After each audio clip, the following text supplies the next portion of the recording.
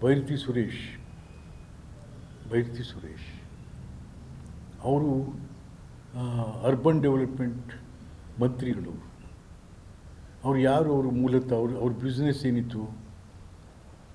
ಅವೊಬ್ಬ real estate ಗಿರಾಕಿ. ಅವನು ತೊಗೊಂಬಂದು ಯಾರಾದರೂ ಅರ್ಬನ್ ಡೆವಲಪ್ಮೆಂಟ್ ಅಥಾರಿಟಿ ಮಂತ್ರಿ ಮಾಡ್ತಾರ? ಇವತ್ತೇನಾಗಿತ್ತು, ಪೂರ ಕುಲಿಗೆಡಿಸ್ಬಿಟ್ಟು ಅವನು ಬಂದಿಲ್ಲಿದ್ದ ಕಡೆಗೆ. ನಮ್ಮ ಸಿದ್ದರಾಮಯ್ಯನವ್ರ ಶಿಷ್ಯ ಅವನು.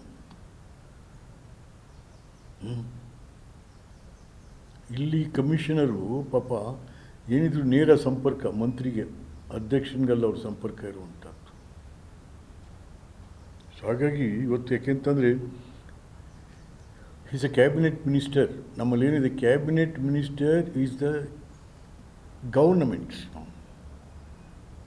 ಒಬ್ಬ ಸಂಪುಟ ದರ್ಜೆ ಸಚಿವ ಸರ್ಕಾರ ಅವನು. ಹಾಗಾಗಿ ಸರ್ಕಾರವೇ ಇದನ್ನು ಕುಲುಗೆಡಿಸ್ತಾ ಇದೆ ಅಂತಂದರೆ, ಭ್ರಷ್ಟರಾಗೋಯ್ತು ಅಂತಂದರೆ ಏನು ಹೇಳೋದು?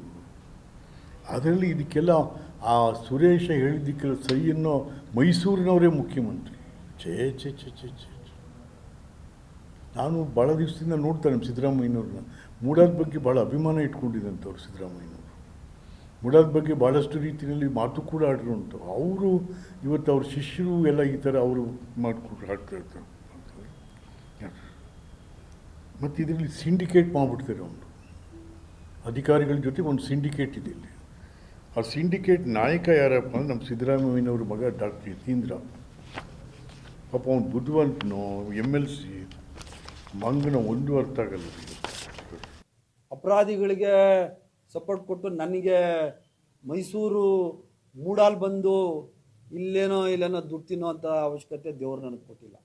ನಿಮಗೆಲ್ಲ ನಾನು ವಿನಯಪೂರ್ವಕವಾಗಿ ನಾನು ಕೇಳ್ಕೊತೀನಿ. ಸುಮ್ಮನೆ ಯಾರೋ ಬಾಯಿ ಚಟಕ್ಕೆ ಎಲ್ಲ ಮಾತಾಡಿದ್ರೆ ಮೇಲೆ ದೇವರೊಬ್ಬನಿದ್ದಾನೆ. ನಾನೇ ಹೇಳ್ತಾ ಇದ್ದೀನಿ, ಪ್ರತಿಯೊಂದು ಇಲ್ಲಿ ಆದಂತಹ ವಿಚಾರಗಳನ್ನು ತನಿಖೆ ಮಾಡಲಿಕ್ಕೋಸ್ಕರನೇ ನಾನು 10 ತಿಂಗಳು 11 ತಿಂಗಳು ಮುಂಚೆನೇ ಏನಕ್ಕೆ ಇವೆಲ್ಲ ನಿಲ್ಲಿಸಿ ಅಂತ ಮತ್ತೆ ಆದೇಶ ಮಾಡಿದ್ದೆ.